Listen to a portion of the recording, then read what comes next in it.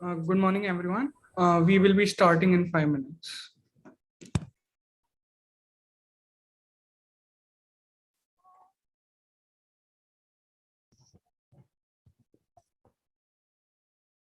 Hi, hi.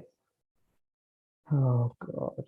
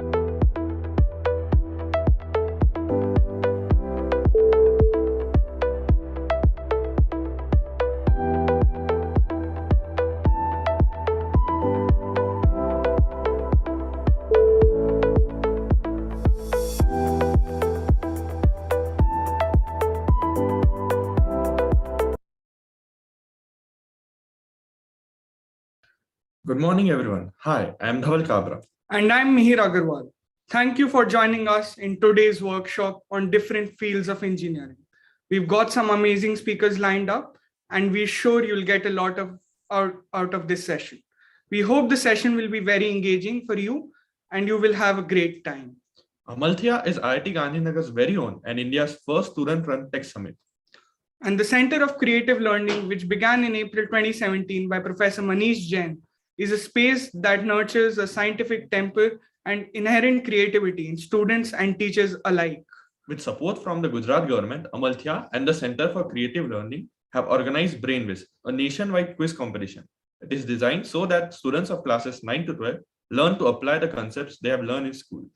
In today's workshop, we will try to introduce you to engineering beyond books. We will have a Q&A session once all the speakers have presented. Please keep your mics muted till then. If you wish, you can also put your questions in the chat. I'm sure you're really excited about the various fields of engineering and what engineers actually do. So let's hear it straight from the speakers. First, we have Dhruv from Materials Engineering to start us.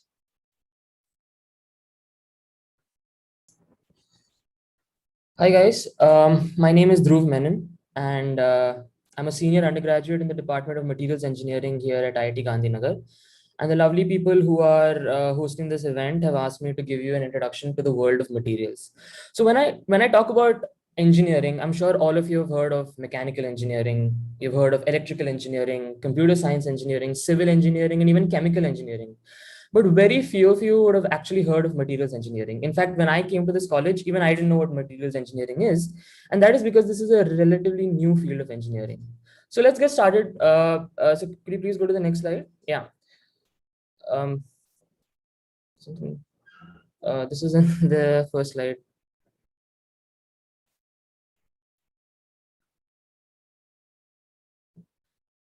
Yeah. So there was this really smart man called Dhruv Menon who actually defined what materials engineering is. And it's defined as the use of materials to solve complex fundamental problems in engineering.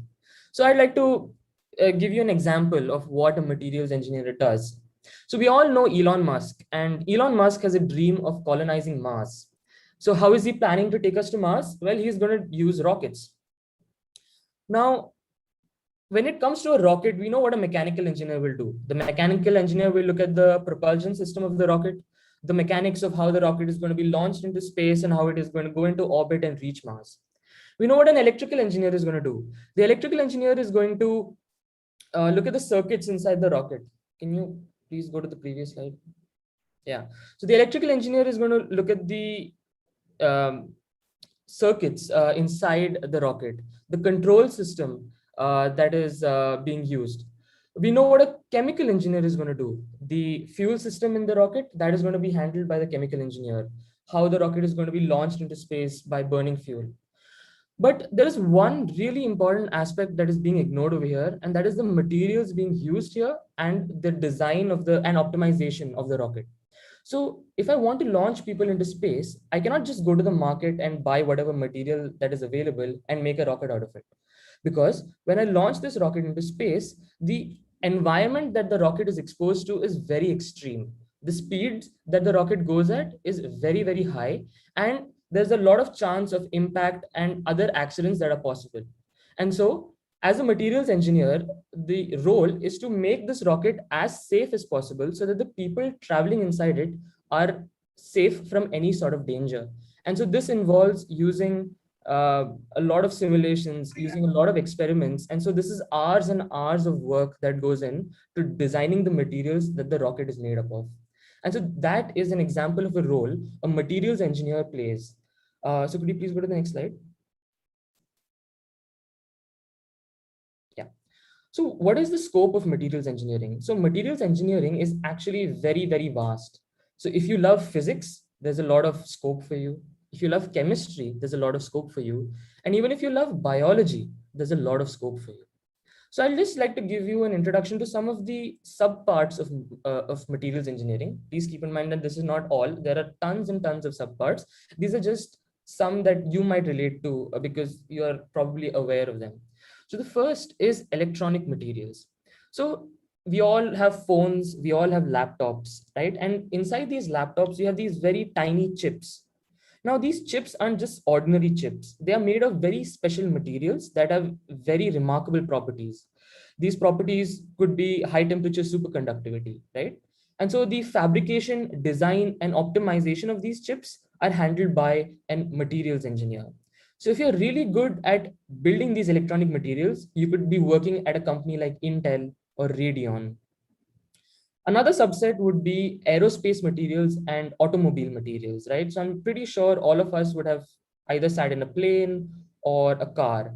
And so the materials that go into making these sort of vehicles are aerospace and automobile materials. Now, again, here, the material just can't be any material because you have to have really good mechanical properties and chemical inertness. So I'm sure on YouTube, um, you would have seen the videos of cars being crashed into walls.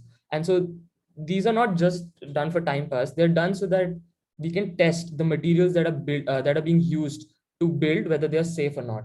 And so if you're really interested in aerospace and automobile materials and you're really good at it, you could get a job at places like Boeing or Airbus or even NASA.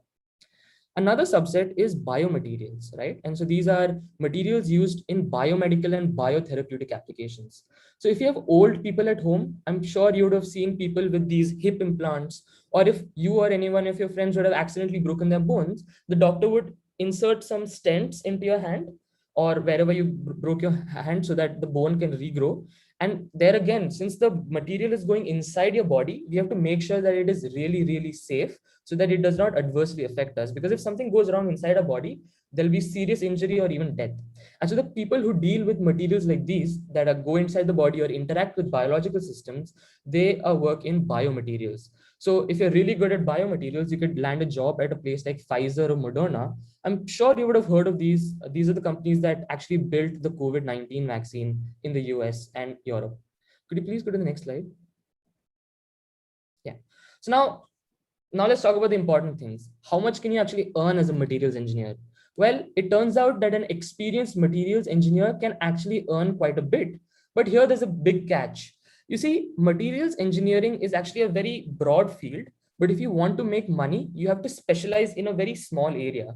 So as I talked about electronics materials or biomaterials, these are very, very specific areas in the broad domain of materials engineering. And so to specialize in a specific area, you need a master's degree or a doctorate. So once you earn a master's degree or a doctorate in material science, you can actually earn quite a bit. So the figures that I'm showing here are US data because Indian data is slightly harder to come by. So if I talk about Intel, the average salary of a materials engineer at Intel is about $103,000, which is well above the average that an American citizen earns. Then if I talk about Boeing, the average salary of an engineer at Boeing is around $76,000. Whereas if I come to pharmaceuticals, the average salary of a senior scientist at Pfizer, which is a pharmaceutical company, is about $120,000. And at Tesla, I'm pretty sure you all know of Tesla, the average salary of a materials engineer is $114,000. So as you can see, these are pretty high paying jobs with the catch that you need a master's degree or a doctorate. Next slide, please. Yeah, previous slide. Can you go one more slide to the right? Yeah, okay. Yeah, so now I'd like to share with you one experience that I've had, and just to show you that even as an undergraduate student, you can actually do very high quality of research, and your research can be published so that the world can see it. And so one example of this is a project that I did called Metal Organic Frameworks for Filtering Wastewater. So we know that whenever there are factories, they dump a lot of their waste into the water bodies around them. And so the water there becomes really, really toxic. I'm sure that you're well aware of these problems. And so one of the biggest toxic ions in wastewater is lead. And so what I did as a part of my project, along with a few other people, was that we developed a material known as a metal organic framework that you can put inside this wastewater, and that will actually suck in all the lead ions that are present there. And so once you put this material inside the water, it'll do its work by absorbing all the lead ions, and by the end of it, your wastewater would be actually free of lead. And so this is a very interesting application that I worked on, and we were even able to get a paper out of it in the Chemical Engineering Journal, which is a really prestigious journal in material science and chemical engineering. And so this chemical structure that you can see over here, that is the material that we developed, and that is how we used to take lead from wastewater. And the graph that you see below, that is a comparison of our material with all the materials out there, and you can clearly see that the material that we developed was much superior in its absorption of lead as compared to other materials out there.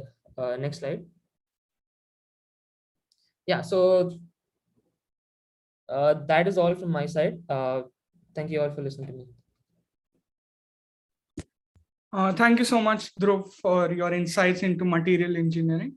Next, we have Navneet Kaur from mechanical engineering.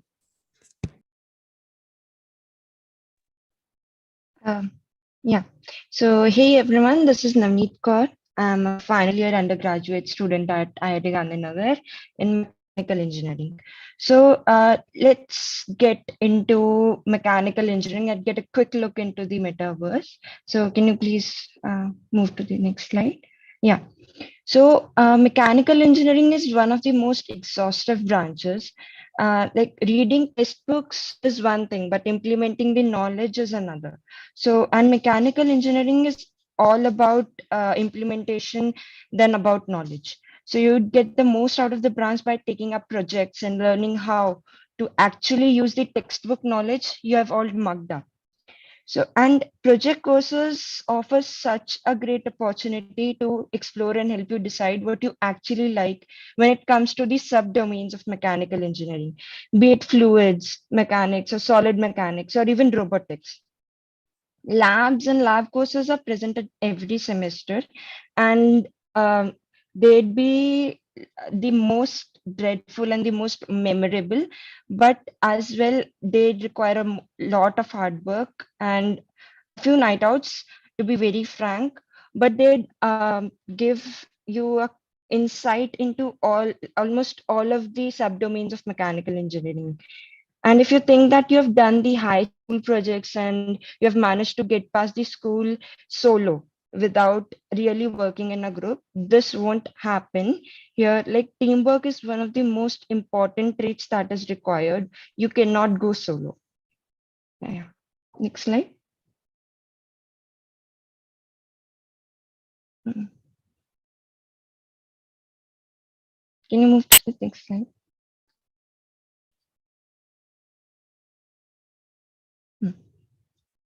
Here are a few insights that I feel that you should know. Like many times, you will be on your own. There would be times when the classes conducted will introduce the topics, but you would have to understand them yourself. So the assignments you would get would require you to dig a little deeper and learn certain things yourself. Now everything is connected. So what you learn in your school days and what like the thermodynamics and some of dynamics courses in physics, so everything is connected. Even what you learn in JEE would come in handy at times. So it you cannot just say that the school is over and now we don't require the knowledge anymore. um, Next, it's all about projects. So as I said, it won't like going solo won't help. And when it comes to projects, you'd get an immense, like a lot of exposure when you actually work on the different projects that are available. But it won't come to you until you ask for it. So you would have to ask for a project, and once the teachers or the professors know that you are interested in working on something, you would get many amazing projects. And but the thing is, you have to initiate it. Um, Moreover, like every professor is different, so So is there teaching, and so you would have to tackle it accordingly. But when it comes to understanding, and there are a lot of courses that are available, and the domains that are available, as I said, fluid be it fluids, solids, or I'd like to say that nowadays even robotics is a very sought out domain over here. Can you go to the next slide? Yeah, the most important thing is that mathematics is present everywhere, and you cannot ignore the fact that like you'd go into bachelor's of science or something like that, that you don't have to take up mathematics anymore. But maths and thermodynamics and dynamics, and that you learned in your HC Verma or in your physics subject, are very important when it comes to mechanical, and not just like confining it to physics and maths. Even chemistry will be helpful at times. And coding is not just a complementary skill anymore for the branch. Like it's a very it's a big misconception that coding would be confined to computer science and electrical engineering. But now even mechanical engineering, and I guess all of the branches require coding, so you cannot just ignore coding anymore, and you require those skills for actually completing the bachelor's degree. Yeah, can you go to the next slide?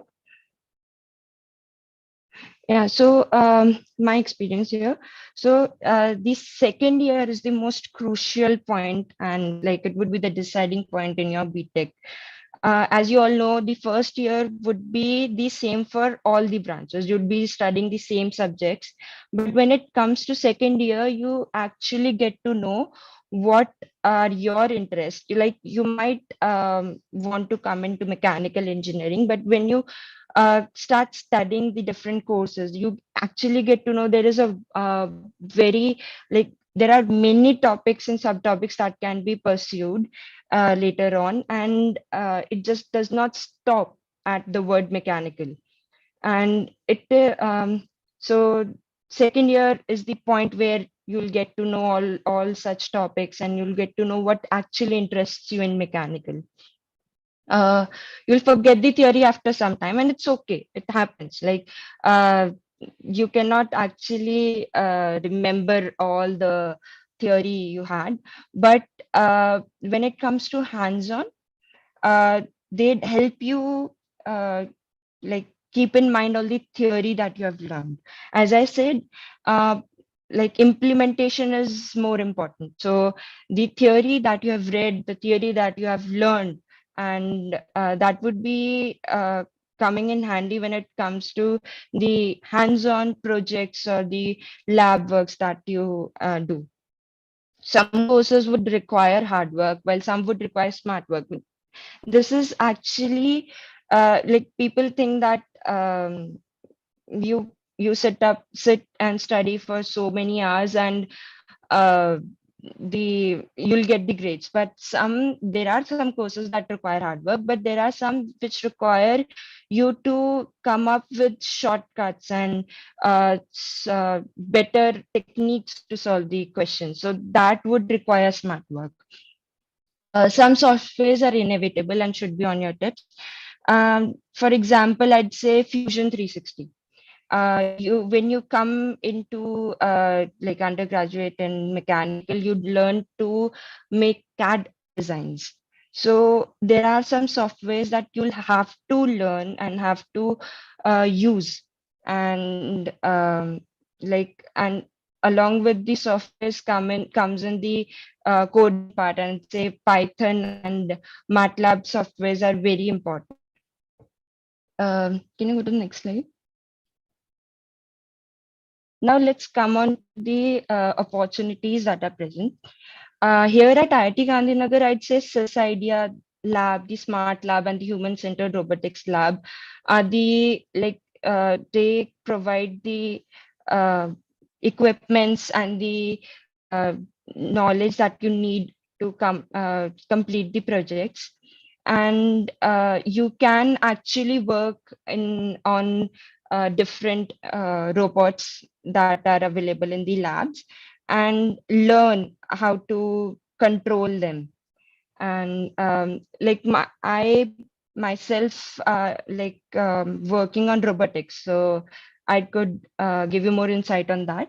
And there are enough subjects to invoke your interest in at least one of them. So as I said, when you come into the second year, you know there are so many subtopics that are available.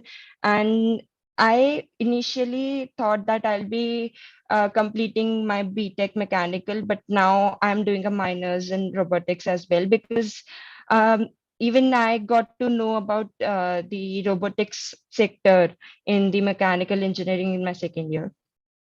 Once you get to know about your interests, don't you can actually pave all your electives into that way. And electives are actually the extra courses that you take. So you can, once you are thorough with what you want to do and what your interests are, you can actually take up extra courses according to your interest. Like I have taken extra courses that give me more insight into robotics. And as I said, robotics is really now the hottest dish on the table. And many of the students, like my batchmates, are taking minors in robotics. And the like you to know about SAE Baha. So SAE Baha is actually we participated in E-Baha, and it's really one of a kind opportunity, and you get to make and actually build and manufacture a vehicle. So I'm not talking about race cars or sports cars, but it's an all-terrain vehicle, and you get to um, actually build and weld an ATV and run it. So even this sector is there, the automobile sector. Yeah, can you go to the next slide? Yeah, now the big questions: core or non-core? So um, basically, I'll address all four of them together. Jobs are higher studies, minors, honors, dual major, package, and LPS. So first of all, talking about the jobs that are available, I myself, I'm going for higher studies, but when it comes to job, you cannot just confine yourself to mechanical, BTech mechanical.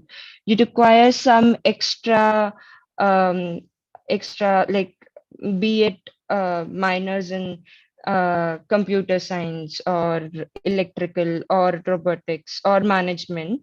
So when I like 40% of my batch is going for um, higher studies. The next 40% is going for the jobs related to mechanical, and the remaining 20% has gone into management. So when it comes to the core industries, so if you are looking for a high pay, that would not be the case for core industries. You'd uh, like to have some more along with mechanical engineering, as I said, minors or something like that. So people tend to, when they need like high package or LPA, they tend to go for non-core industries. And higher studies, there are like for higher studies, you can do minors in like for robotics. I'm doing a minors in robotics, and my some of the few, friends who are going for higher studies have also done honors in mechanical and minors in CSE. And that is completely up to you if you want to go for job or higher studies. And uh,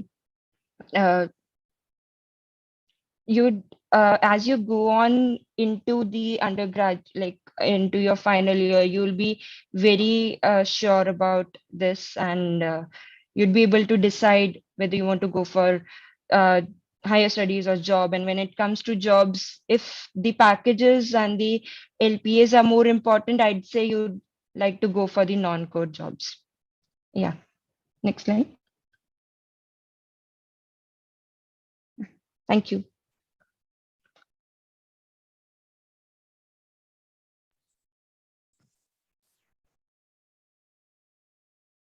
Thanks, Navneet, for those amazing words.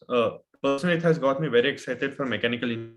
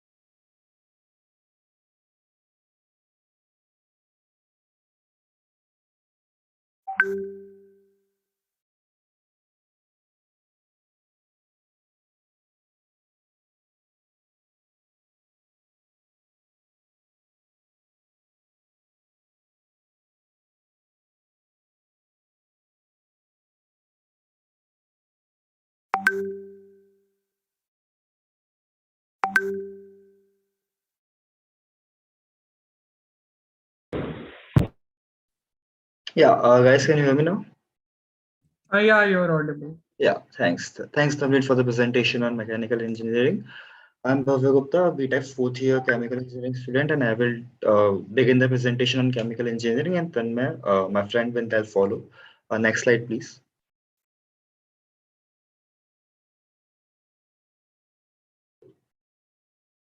Yes, can you go to the next slide? Yeah, once. Yeah, thanks. Yeah, so first of all, there's a proper misconception about chemical engineering regarding like, is chemical engineering and chemistry the same? I'm going to tell you that no, it's not. You all are right now going to are studying chemistry right now, which involves basically physical, organic, and inorganic chemistry. So that's all the part about chemistry. But in chemical engineering, it's much more than that.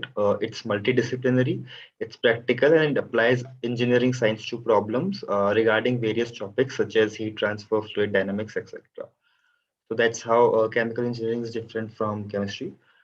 Second, I would like to talk what is chemical engineering. So chemical engineering is quite a diverse topic. It involves a large number of things and involves designing processes to produce, transform, and transport materials. We begin with experimenting those in laboratory, and then we build huge laboratories to do all of the production in full scale or large scale. Who are chemical engineers? The third question.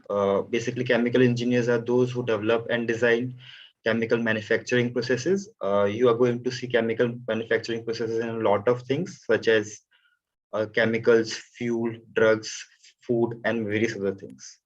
What do chemical engineers do? Chemical engineers right now are in great demand because of the large number of industries that depend upon, and because of the synthesis of chemicals and materials right now. As Dhruv also mentioned in his materials engineering slide, that we are the one who work on the fuel of the rocket engines, and that is one of the most important part of in a rocket.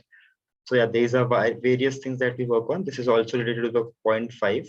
We are also working in chemical energy and oil industries, and we have a great presence in biotechnology, pharmaceuticals, electronic die fabrication, and environmental engineering.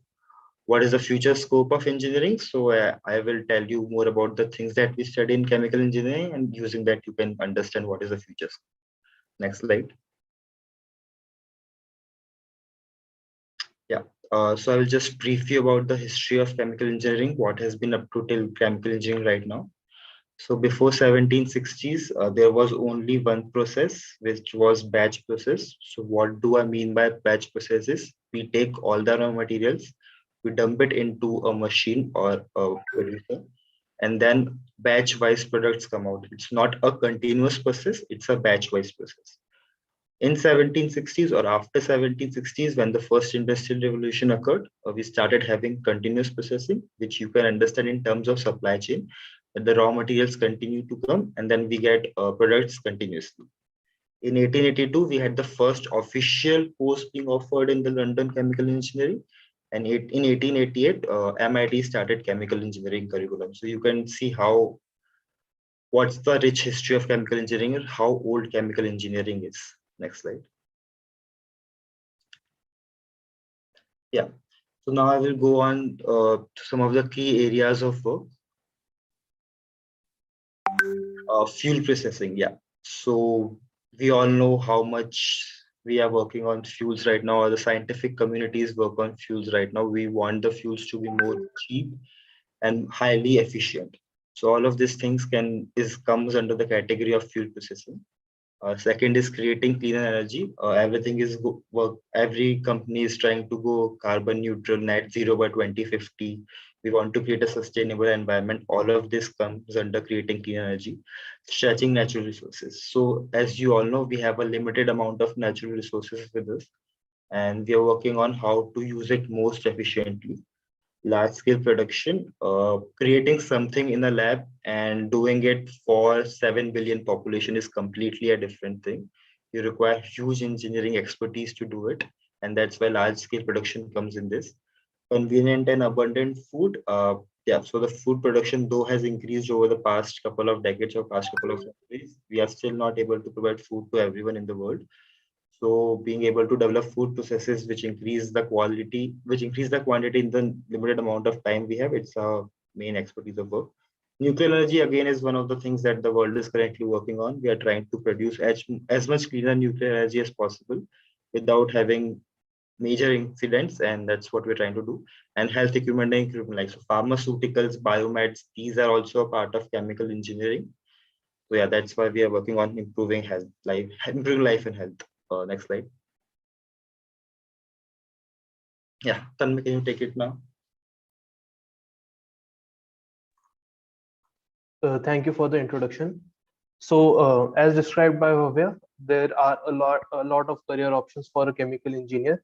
So let us look at some of them. So firstly, since chemical engineering is a relatively younger field of engineering, there is a lot of scope for research and development. So one can pursue higher education or a career in teaching or a career in R&D after completing a BTech in chemical engineering. Apart from that, with the knowledge of chemical industry and different concepts of chemical engineering, one can work in a chemical industry at a role of a process engineering, as a role of process engineer, or maybe as in a role of plant management as well. That does not require very in-depth knowledge of chemical industry. The chemical engineering is not very limited to the core concepts of chemical engineering only. After completing a BTech, many of the chemical engineers pursue non-core sector jobs, like working in a software engineering role, or doing management, or working in data science, and there are a lot of such fields. And lastly, there is always the option of um, starting a startup and joining the world in the journey of entrepreneurship. Next slide, please. So here are a few companies that readily hire chemical engineers. So in India, the public sector units are quite popular. HPCL, IOCL, and ONGC are some of the leading PSUs.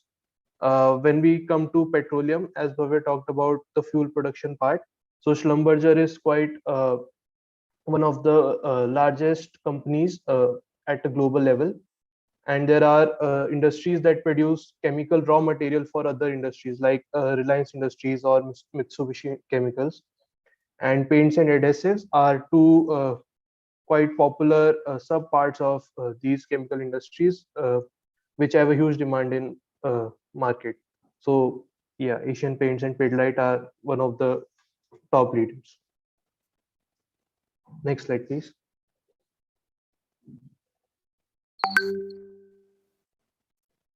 Yeah, so that's about it. Thanks a lot. If you have any questions, please feel free to contact us.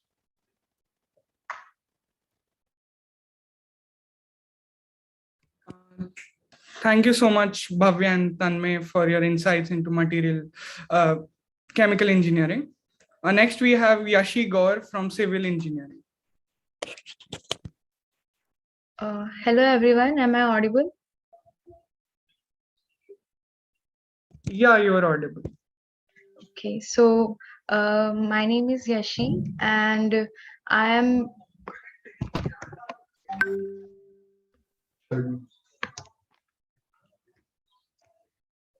pursuing civil engineering from IIT Gandhinagar. Yeah, next slide.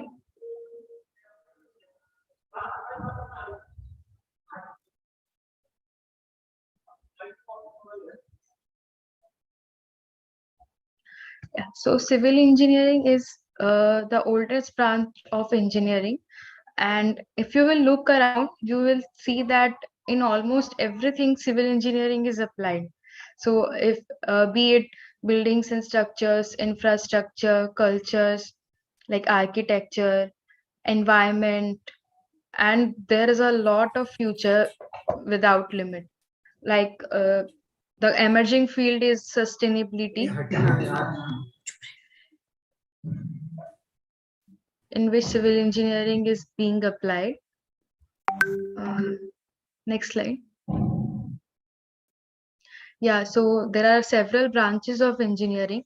One of them is structural engineering, in which you can study about designing new structures, upgrading the existing ones, and making them stronger uh, by uh, by applying solid mechanics and improving the material that includes buildings, bridges, towers, etc.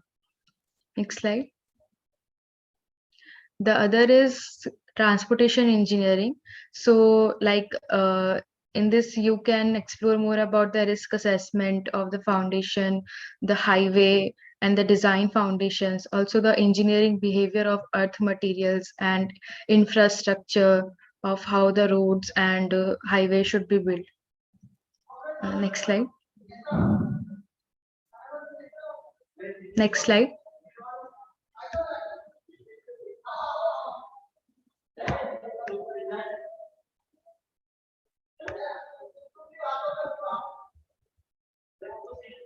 And one is construction engineering, in which like the pencil art and the architecture become reality.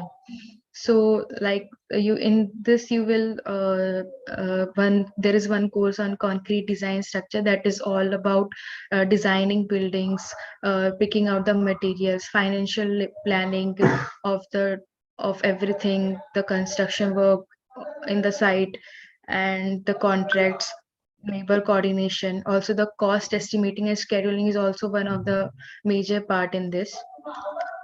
Next slide. There are a lot of specialization in civil engineering, like you can do here that building materials, environmental engineering, which is one of the emerging fields nowadays in civil engineering, that includes sustainability and sustainable development, climate change, and all.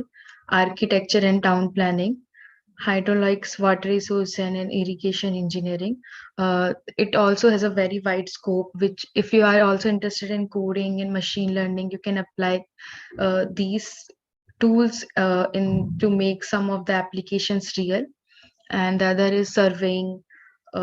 In surveying, you got to learn about lot of survey methods which are used to measure elevation, the topography of the site. And there is remote sensing and GIS, which is also one of the emerging fields in civil engineering. The last one is geotechnical engineering, in which you get to study about the foundation of building and the soil properties, etc. Next slide. So there are some skills you should be good at to be good in some domains of civil engineering that are mostly applied in all of the domains in civil engineering. And these are mathematics, physics, chemistry, communication skills, because it will be mostly teamwork. Like if you got a project on construction, like you have to design a building and up till the end. So you need to communicate among all the domains like architecture, labor management, financial management, uh, the department who is watching over the materials and planning, everything. And the written English and speech and presentation skills are also one of the most important factors you need to consider. Yeah, so next slide.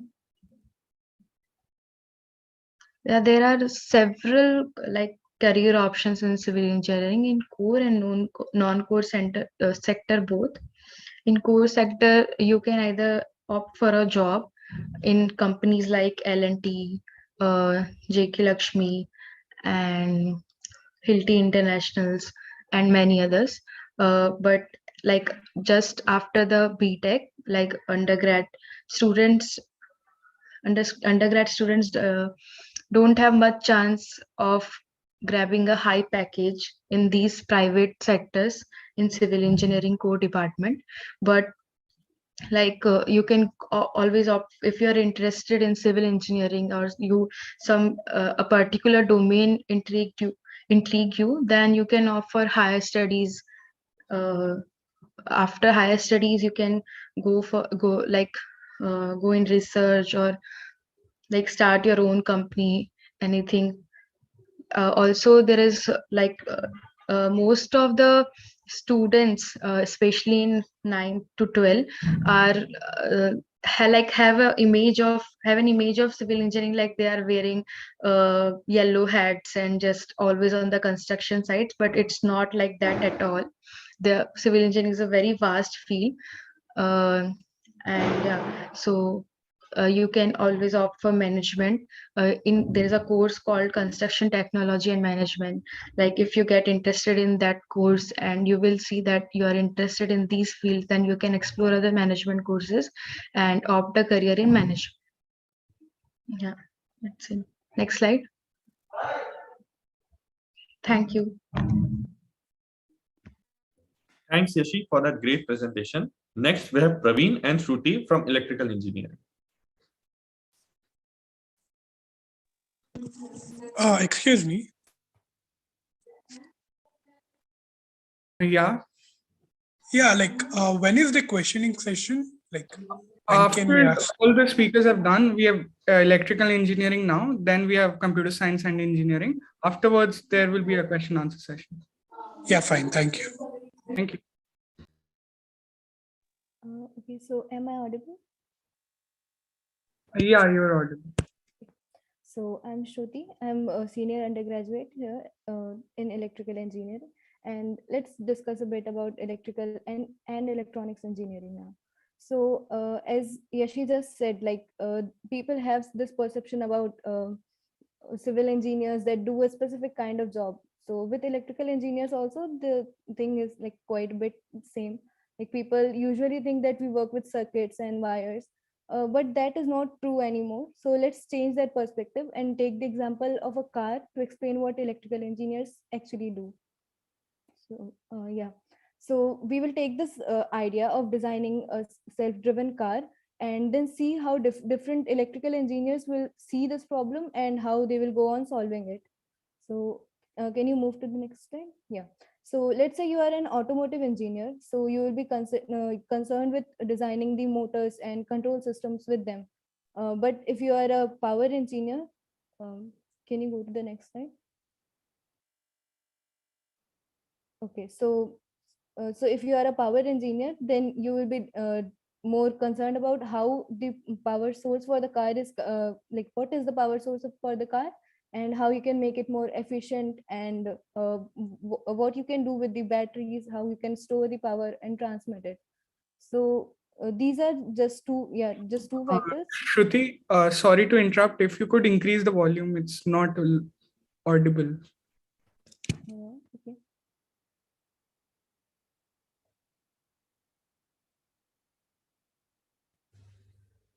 Is it better now? Yeah, I think it's better. No, it's the same.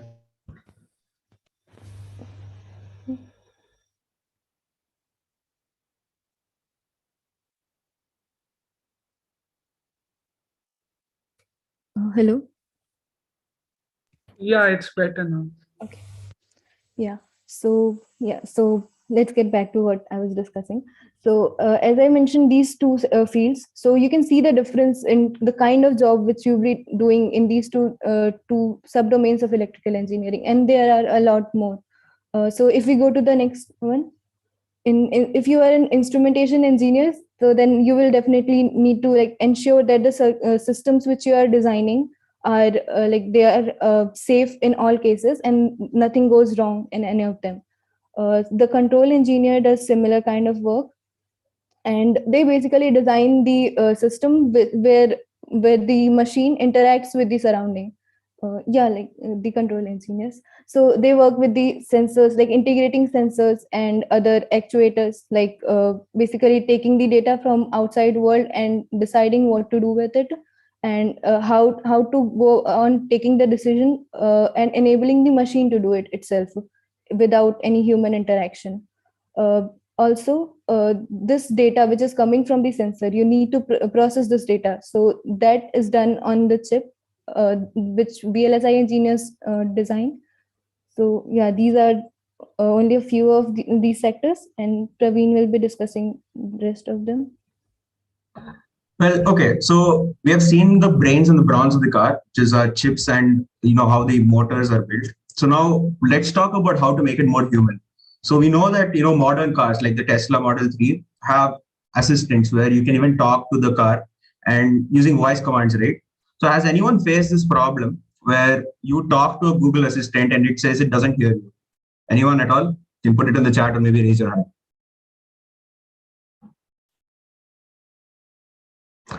Great. So, does anyone have any idea why this happens? I think because the voice is not reached to the sensor. Absolutely. Or probably it's because there's a lot of noise, right? So as a Yes. signal engineer, as a signal processing engineer, you'd be involved in working with signals. So essentially, in a case like this, you'd probably be working on how to make the signal more readable to a computer, probably enhance the signal or remove some echo, or maybe add some reverb to make the signal be understood better by a computer. And this stuff that you see here, this is an audio wave of a signal of sound. So if I'm speaking, it'll look probably like this, and you'll be involved with working with this. And the stuff that you see in the background here, this is a more advanced form of signal processing. So you can think of an image or anything that a car sees as an image, which is also a signal that's varying with time.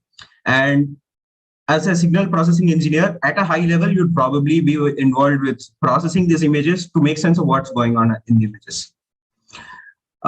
So another aspect of electrical engineering is the embedded system. So has anyone worked with this at the top left, or know what it is? Yes, what is it? Yes, so an Arduino is basically a microcontroller, right? So what does a microcontroller do? So I'm sure that all of you must have seen drones like flying around. People are using drones for cinematography, surveying regions, even disaster rescue. And what powers these drones is basically something like an Arduino. So you might be using it for building toys at home or small devices that just do some small things.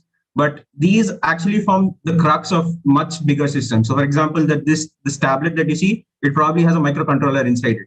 And the microcontroller, maybe if you press a button on your, on your steering wheel, you get some commands on your tablet, right? This is all handled by a microcontroller. And it forms a very big part of electrical engineering. And this is something that you'll be exposed to as an electrical engineering undergraduate. So now that we've seen some regular forms of traditional forms of electrical engineering, let's take a look at how our school knowledge will come of use here. The most important thing that you need is to have a logical analytical mindset. So if you're interested in solving puzzles, if you like solving puzzles, if you like improving society by the use of building devices, electrical engineering is probably the right fit for you. And of course, as with any engineering field, you need to have a strong grasp of mathematics And if you're interested in working with computers or using computers to solve complex problems, electrical engineering is the perfect fit for you.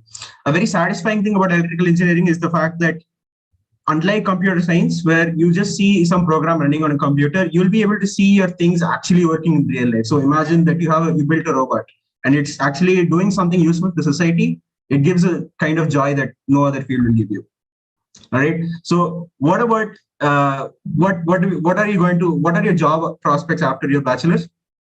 There are, as it's been discussed several times during the course of this presentation, there are two routes. One is a career in research and one is a career in the industry.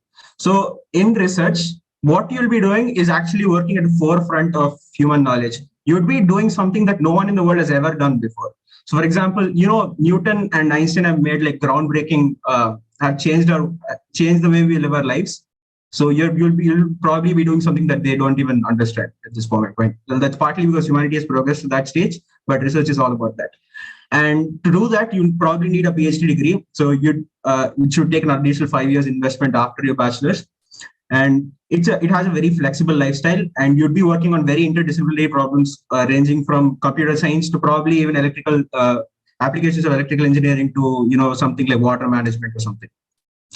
And you also have the other aspect to actually go ahead and work in the industry.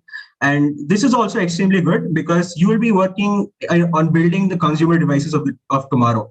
And so think about, well, we are in 2020, right? You know what Wi-Fi is, but 10 years back, no one knew what it was. And how did this change happen? It was because of an electrical engineer who invented the protocols for Wi-Fi.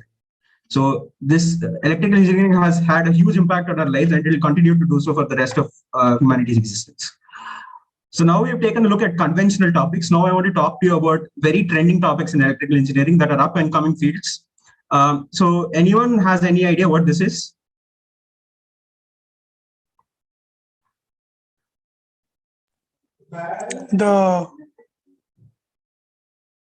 Yes, it's computer vision, but what is it? For automated car. Exactly. So this is what a Tesla Model 3 sees when it's actually driving on the car. So it's detecting all the light, and it's detecting the lane it has to go through. It's detecting other cars and making plans on how to make decisions in an automated manner. And this is the field of robotics, as Navneet and others have discussed in this presentation. This is a very interdisciplinary field and involves aspects of electrical engineering, computer science, and mechanical engineering. But this is a field that's going to be there for a very long time, and it's becoming increasingly relevant at this point. So as an electrical engineer, you'll have the opportunity to work at the forefront of these technologies.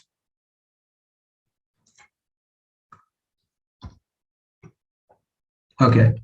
Now that we've seen what an autonomous car looks like, this is what I perceive the traffic of the future to be. So you can see that there are a lot of cars going really fast, and they're going to almost collide with each other, but they just won't.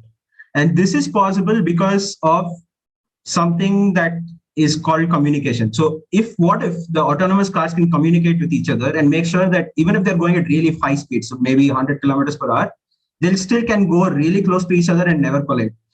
So communication forms a very important aspect of this. And as an electrical engineer, you'll be exposed to working with communication networks and building the communication networks of tomorrow. So you can see when I was in school, all I had was access to a 2G network, and there was no internet back then. Now we are at the stage where we are pushing 5G, and I'm expecting in the future 6G and 7G will allow you to download full movies in less than a second, and we are progressing there really fast. So this is a really exciting field to be working on. So last but not the least, this is something called photonics. So does anyone recognize what this cable is? So you guys must have seen it in school somewhere, I guess in physics. Optical fiber? Exactly, it's an optical fiber.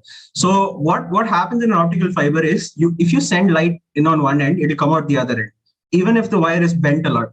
And this uses the property of total internal reflection that you guys must have studied in physics, both I guess in class 9, 11. And this allows us to have really fast communication the speed of light. So this is what powers our cable, powers our internet now. So if you remember a few years back, internet speeds were really slow. And now that they're like increasingly becoming fast at the same cost. And all this is possible because of optical fiber. So this is basically the field of photonics, where you manipulate light to do what you want. And I want to show you guys a very interesting application of this that was developed at IIT Gandhinagar. So this thing right here, can anyone guess what this is? It's a small device, but can you guess what it is? Is it something related to voice? Yes, you're very close. So it's actually a microphone. And the way it works is by using light to hear. So by projecting some light, it takes a look at the micro vibrations that a person has during when he's speaking, and it uses that to process information and then get voice recordings. So imagine that there's a loudspeaker right in next to you, and still this microphone will be able to hear what you're saying, even without getting the noise from the outside. So this is a really interesting application of photonics, and it's a very exciting space to watch out for. So now that I've talked about all the exciting technology in electrical engineering, I want to talk to you guys about what you should do, why you should be really excited for this.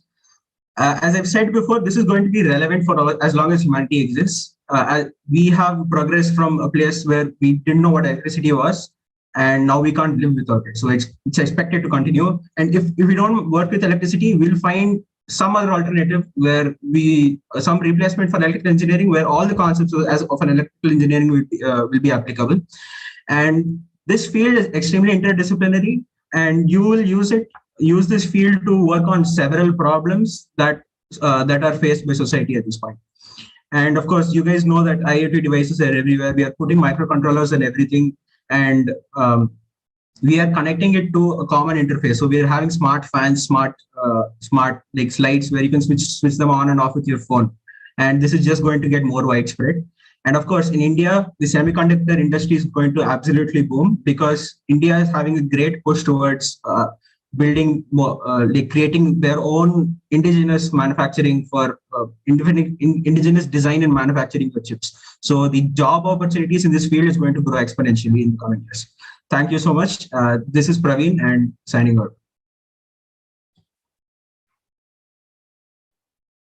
Thank you so much, Praveen and Shruti, to tell us about electrical engineering.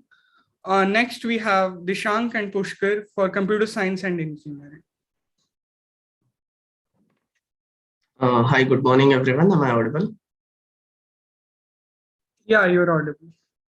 Yeah, hi. So I am Pushkar, BTech senior in computer science and engineering, and today I'll discuss about CSE. Yeah, so let's go to the introduction to computer science. So computers and internet have become an integral part of our daily lives in this digital era. Almost everyone nowadays has a smartphone or a laptop or a PC. We use different online platforms every day for different purposes, such as Gmail for sending emails, Google Classroom for online classes. We use YouTube and Netflix for streaming videos, Zomato and Swiggy for ordering food online, or Instagram for social media, etc. So now, who develops and maintains these platforms, and who makes sure that the softwares that you use are compatible with your devices and they work properly? So yeah, that's us. That's computer science engineers. So computer science is the study of computers and computational systems, and we mostly deal with the software part of the systems, unlike electrical engineers who mostly deal with hardware. Now, the main fields of study in computer science include computer systems and networks, which deals with how the internet works and how the different protocols of the internet work. Data structures and algorithms is a main part of study in computer science, as it forms the backbone of all the algorithms that are implemented. AI and ML, so artificial intelligence and machine learning, is one of the hot topics today, and it is used almost everywhere. Let's take an example of your camera software in your smartphone. So its ability to detect anyone's face in a photo is because of machine learning algorithms. Information security is a field that deals with the security of information that is transmitted over the networks, and also the security of your systems. Software engineering deals with development of softwares, and theoretical computer science is there. So yeah, next slide, please. Yeah, so Dishank will take over from now. Hello, everyone. This is Dishank from Computer Science and Engineering at IIT Gandhinagar. So basically, here are some insights about computer science that I have. So this field is extremely practical, as you can already guess. I mean, programmers, they build large computers. They build large systems that handle billions of users. So things like Google. So for example, Google search. I mean, it really has billions of users per day. So building such large systems takes huge engineering efforts from software engineers. There is continuous development, testing, and integrating of new technologies, algorithms that meet the demands of the modern world. And computers have a huge impact on society. The emergence of internet has changed our lives forever. So in this regards, computer science is really practical. Also, this field is highly logical. So as you may already have heard, the entire computer works on just zeros and ones. So it's all bits. So, and there are complex calculations on these zeros and ones that result in this very online meeting. So it's all very logical, and everything that is developed in computer science has a logical background to it. So there's all these algorithms that follow each other, that are built on top of each other, so that the system from just zeros to ones works at such a large scale. But there is a misconception that people don't, I mean, it's not a misconception, but people don't really know about it, that software engineers, or maybe like computer science, is not just a field about developing softwares, or like programmers programming day and night and just building systems. It has a very strong theoretical base as well, which comes under theoretical computer science, and mathematics is a large part of it. And there is a very theoretical reason, like why computers work and how do very small computations on zeros and ones allow us to perform such heavy computations, and allow us to have this online meeting, for example. So in that regards, there is a very strong theoretical base to computer science. And also many fields in computer science, like cryptography, machine learning, data structures, networking, they are all very theoretical in nature, and there are very active research done in these fields. Pushkar? Yeah. So you might as well want to know what topics you are taught in school that would help you with computer science and engineering. So the first and the most important thing that would help you in CSE is mathematical and logical reasoning for problem solving. So in computer science, there are a lot of challenging programming problems that arise while even developing software or developing any new algorithm. So one of the strong requirements is having good mathematical and logical reasoning for that. So what logic you are taught in school, you can try to implement it in code. There are different competitions that are hosted for developing computational thinking in school students. Unfortunately, there aren't any in India as of now, but there is this USACO, which is United States of America Computing Olympiad, which is like held for high school students. You can go through its syllabus and try to solve some problems that are there, and it would really help you gain a sense of what kind of problems we solve in competitive programming. Also, you might be learning about Python or C++ or like the basics of programming in your school. You can try to do something more than what is taught in your school. There's one interesting book called as Automate Boring Stuff with Python. You can try it based on your school programming knowledge, and you'll get to do many interesting stuff. Also, you can try to implement your mathematical logic through coding. So it is important to like express your logic in terms of code, because that's what computers understand. So this could be your first step towards coding and competitive programming. Yeah, so let's go to the next slide. Now, topics of interests in computer science. So first one I'll talk about is competitive programming. So as I told earlier, there are a lot of complex logical problems that arise in computer science. And as a practice for that, there is this field called competitive programming, where there are interesting problems and you have to solve them through code. There's one platform known as Code Forces, which you can go through. You have your profile and your competitive programming rating there. So if you'd like to try it out, sure, go ahead and try to increase your rating there.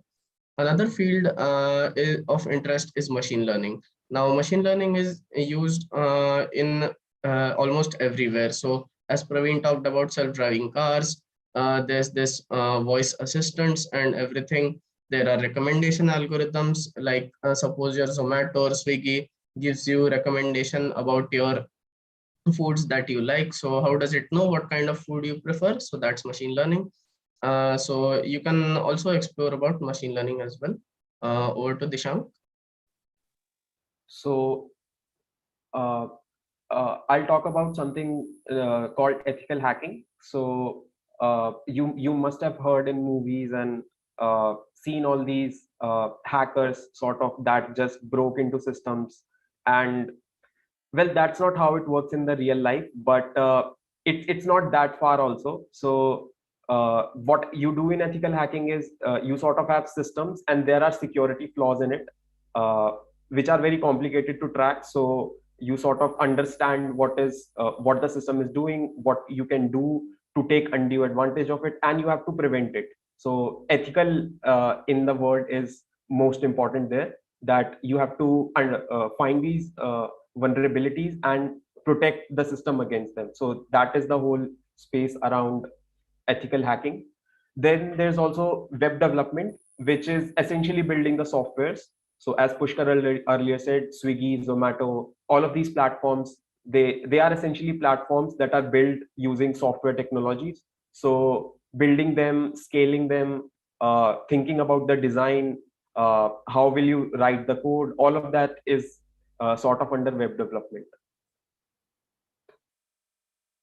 So here are some opportunities in computer science. So first of all is the industry opportunities. It's not a hidden fact. Highest number of jobs are offered to computer science and engineering students after BTech. Also, the reason for this is like major companies are shifting towards digital platforms. So, and this calls for more software engineering roles. And also the AI and ML technologies. If you have heard about earlier branch presentations, also some of them talk about AI ML as well. So like things like smart assistants like Alexa, self-driving cars, they all require AI ML technologies, and this sort of has given rise to more computer science related roles. Also in research and academia, so after your BTech, you can do a 2 years master's program, or you can also pursue a PhD after that. And there is a lot of active research that is being done in computer science. And it's not just only universities. Industry giants like Google, Microsoft also have invested a lot of funds in setting up these research lab and platforms. So a lot of people are working in computer science research because it's really a hot topic at the moment. Also, some of my experiences I would like to share about computer science. So I have worked as an intern in a cybersecurity space, where basically I was finding vulnerabilities in softwares. So I was essentially working with a lot of bugs and how people can exploit them. I also worked on confidential projects with the Indian government, where we were enhancing their digital capabilities. And I've also worked on large computer systems that provide machine learning capabilities to other systems. So also I'll let Pushkar share some of his experiences as well. Yeah, so one of my internship experience was at Samsung Research Institute, Bangalore. So there I got to work with the deployment and optimization of machine learning inferences on smartphones. So smartphones are like small devices with many limitations such as power. You can't expect to get same amount of power to the GPU of your smartphone as to your PC. So one of the challenging problems that I worked over there was how to optimize and make the execution of machine learning algorithms faster on your smartphone, so that your camera can suppose apply filters to your photo in an instant as soon as you tap on the screen. And I also got to contribute towards the code that is in production in Samsung smartphones. So yeah, that was a nice experience, and that's it from my side.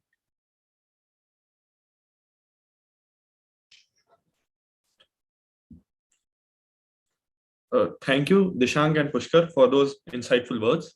I know all of you have a lot of questions, so let's start the Q&A session. You can all use the chat box to ask your questions.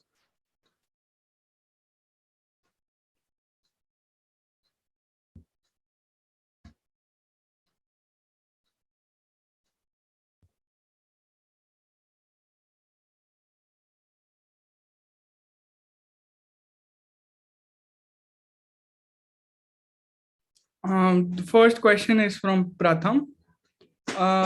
What would be the higher studies plan for being an astronaut?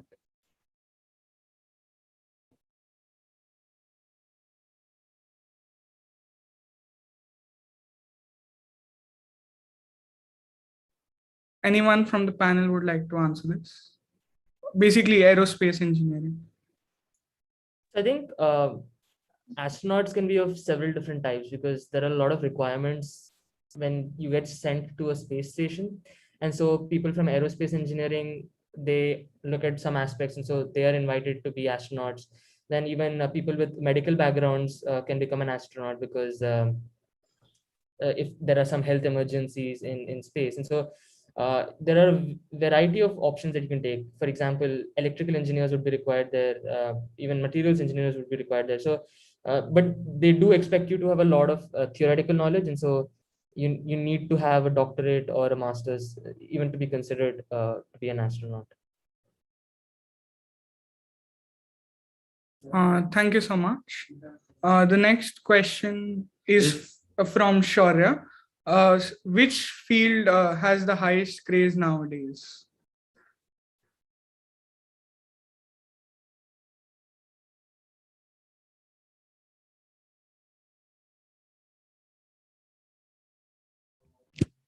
Anyone from the panel would like to?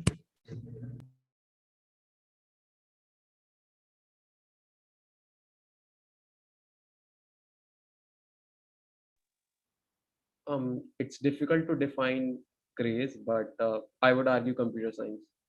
I mean, if there are counter arguments, I'll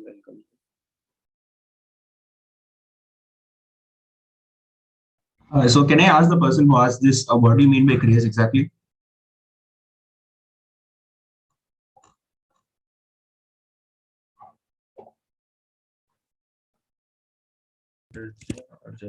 Shaurya, you can unmute if you. Yeah. Yes, side package. Okay, well, package, to be honest, yes. So the fields that there is a large supply demand gap. So there is more demand for high quality engineers in the computer science and allied fields than other fields. So obviously companies are willing to pay more for those areas. Next, we have a question for computer science. Which is the best course for beginners, software engineer, like Python, Java, etc.? So what would you guys suggest? I don't know why you've mentioned about Python, Java, etc. But for software engineering and computer science basics, I'd recommend a course CS50, which is very popular. You can Google about it, CS50. It will give you an essence about the basics of computer science and all the different fields involved in it.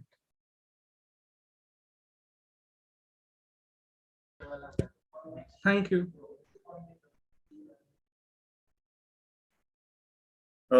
Another question is, what prior knowledge other than coding programming can be beneficial for the students in both jobs and further studies? Okay, I think I can answer this. So basically, just be solid with your bachelor's degree. So once you have your bachelor's degree, everything that you learn in your degree should be very beneficial for your field of interest. And this is valid for both jobs and further studies. So once you get into college, you'll have a lot of opportunities that were not available in school. So for example, you can start working with professors who are doing research in their area. And through this, you'll get a lot of skills that will be absolutely essential for further studies and jobs as well. Yeah, next question is, can you please elaborate regarding the branch artificial intelligence in data science and discuss about its scope?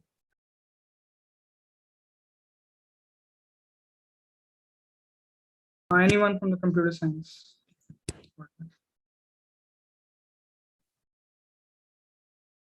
Yeah, so artificial intelligence and machine learning and data science and its scope. Okay, so yeah, so data science mostly deals with getting insights from big amount of data. It deals with getting inferences from large amount of data in different fields, such as let's suppose that you have a large data stream and you want to know what kind of data is coming, or let's suppose that you have a large amount of data of different users and you want to know what kind of relationship they have. So these are some of the examples where we can apply data science. And about AI, I think Dishan can elaborate more. So artificial intelligence is sort of more a broader field than just machine learning. So it also involves a lot of data processing and a lot of getting insights from data. And yeah, I mean, so yeah, so artificial intelligence is basically a more generalized field, and you can sort of say that data science is a part of artificial intelligence. There are other things like machine learning in it. There is data mining, and I mean a lot of different other fields in artificial intelligence. So I just have something to say. Was this person talking about the branch or just the field? Field Because artificial intelligence, kind like he wrote branch, but I think he means the field artificial intelligence. okay, so just in case anyone is wondering about the field and branch, if anyone is considering the AI branch, so it's always recommended to go for a broader base because your interest may change. Just because it's hot right now doesn't mean that you'd like it necessarily. It's better to have a broad base, is my opinion. I'm sure that others will agree as well. Thank you so much. Talking about broader base, a lot of students have question about how can we do MBA after completing BTech. So anybody can answer.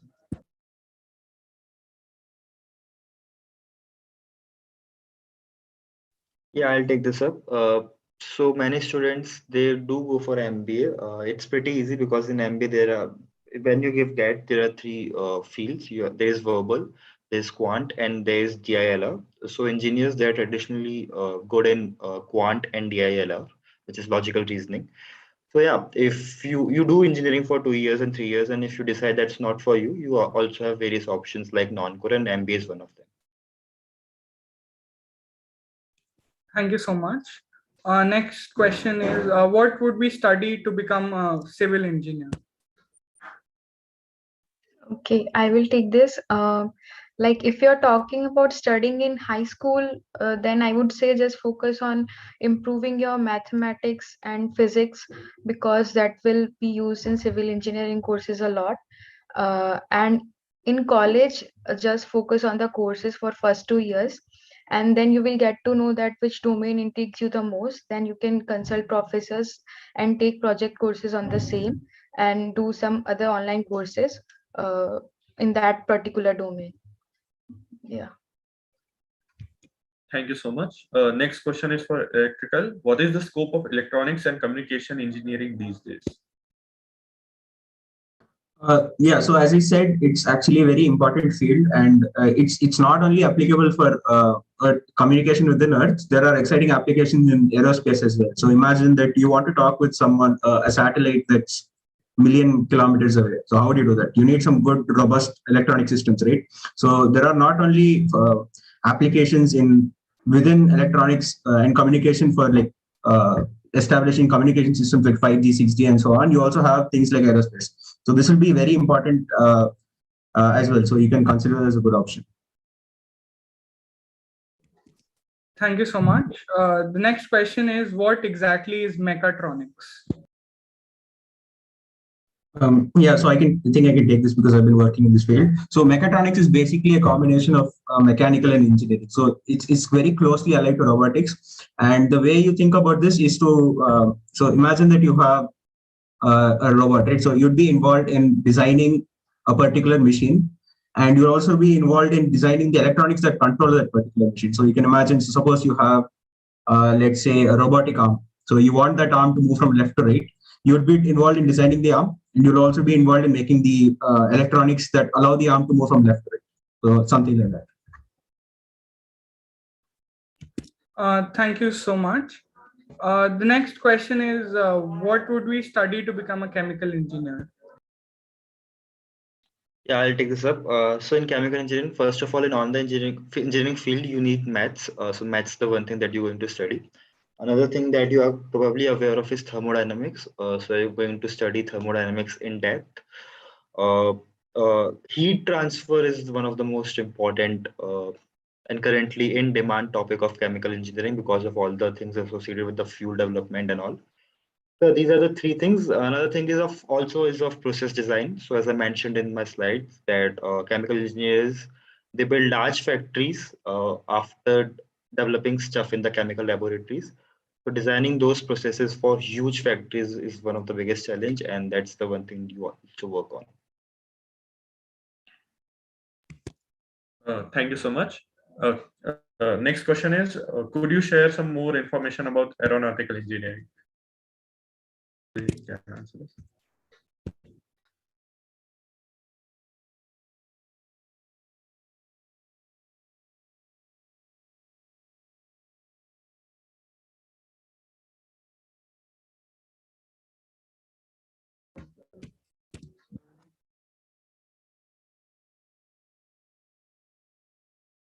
Navneet Didi, would you like to take this question? Information about aeronautical engineering.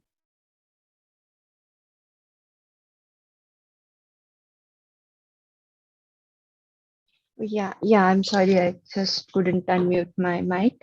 Aeronautical, I guess, basically that would involve a lot of the physics and the chemistry. So I guess thermodynamics and a lot of rocket propulsion and all, I guess. Bhavya, you can include some things in this. Yeah, so as you mentioned, rocket propulsion is one of the more important thing. You'll also be, I guess, studying fuel research and all, because it's going to be the important thing. But these are the two things that come to my mind, but I'm exactly not sure.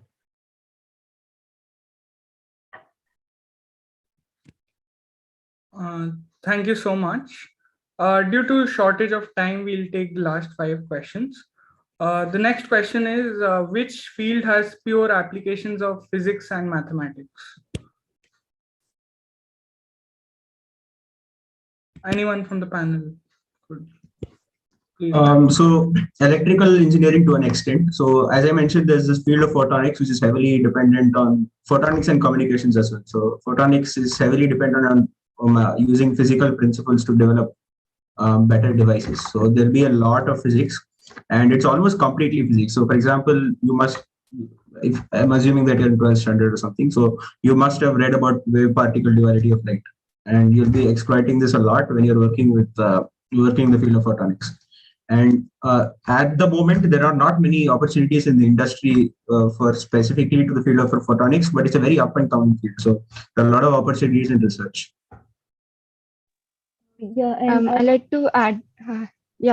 I'd like to add on. I guess even mechanical engineering would be including a lot of physics and mathematics. Mathematics is actually therein, I guess, all the branches. And it's important for all the branches, but physics, yeah, you'll have a lot of rotational dynamics and all the FBDs you might be studying right now.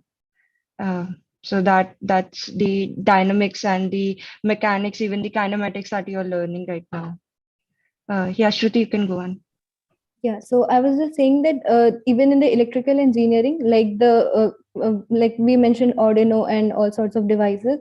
So the basic block which we use in all of these devices is the transistor. And if you want to study it on that level, so it is like the semiconductor physics which you will study at the school level, that is at the atom level. And yeah, so that domain is specifically very physics heavy. And if you want to go in that as well. Thank you so much. Next question we have is, what is the difference between core and non-core fields? So would somebody like to answer that?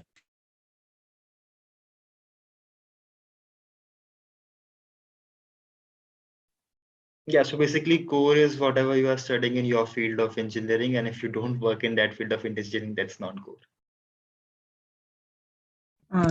Thank you so much. The next question is, if I want to get into automotive industry or technical side of motorsport, should I opt for core or non-core mechanical?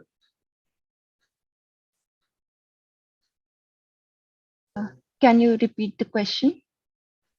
Yeah. If I want to get into automotive industry or technical side of motorsport, should I opt for core or non-core mechanical? I guess you'll require core mechanical for this because the automotive industries basically look for mechanical, BTech mechanical in that. Yeah. Okay, thank you so much. Next question we have is, are there any benefits of taking any specific courses in any field of engineering in 9th or 10th standard?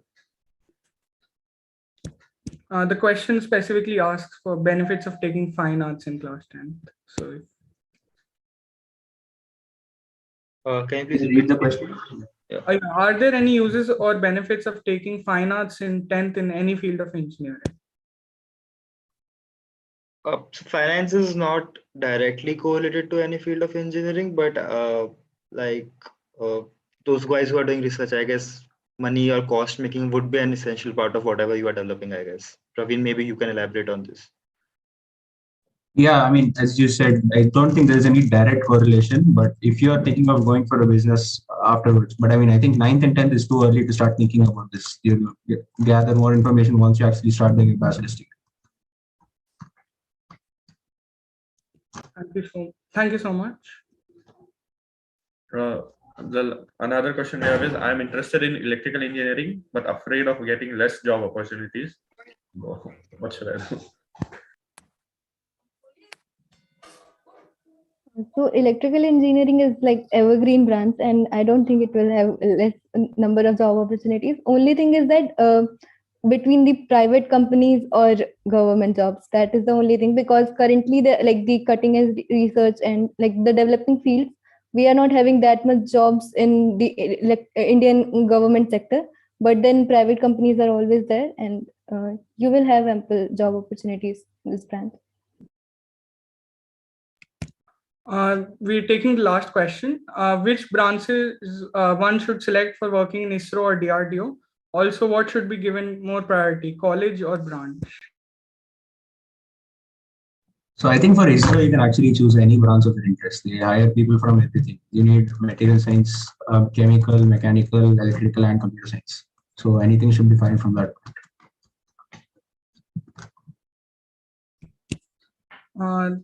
Also, what should be given more priority, college or branch?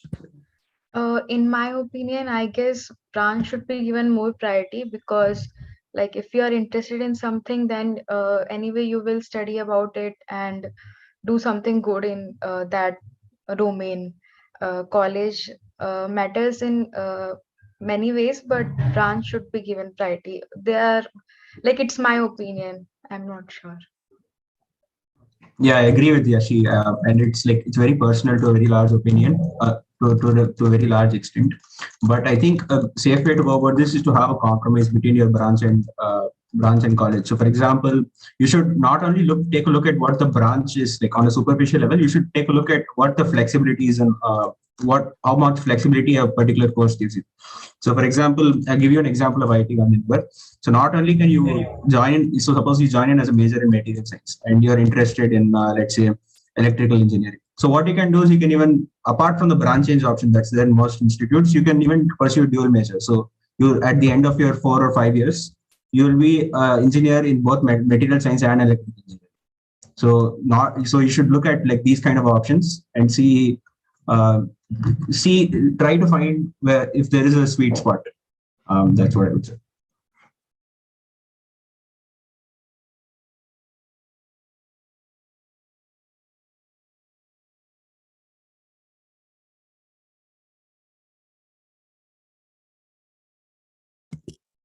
Thank you so much for such an enthusiastic participation from both our speakers as well as our participants.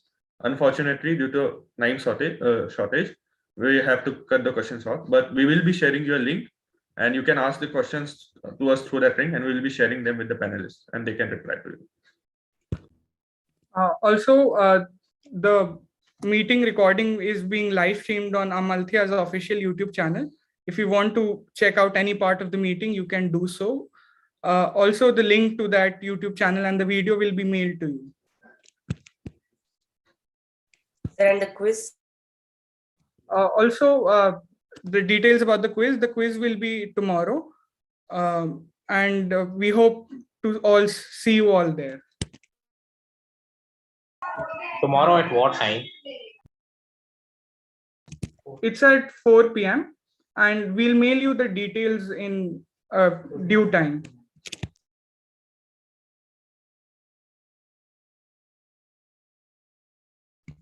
If anyone has not registered yet, please do so for the level 1. We have to register for the one thing. Have you filled the Google form for the registration? Yeah, I've done that. Yeah, that's fine. I believe it is now time to call this meeting to a close. Thank you to all of our speakers and participants once again. I hope you had a fantastic time and good luck with tomorrow's quiz. Thank you. Thank you. Thank you. Thank you. Thank you.